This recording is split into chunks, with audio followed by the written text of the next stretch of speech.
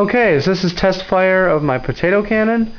We have 3-inch PVC, 2.5 foot chamber, and a 4 foot long, 1.5 PVC barrel. This is the ignition system. It's a grill sparker attached to the end cap for the 3-inch PVC. I've loaded a paper towel into the barrel because I'm inside. I can't shoot projectiles. I use this 3/4 PVC ramrod to stuff it down the barrel, and let me load it and see what we can do.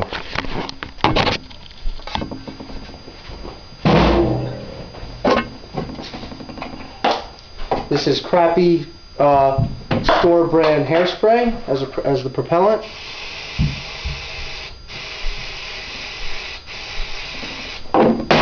Cap it real quick.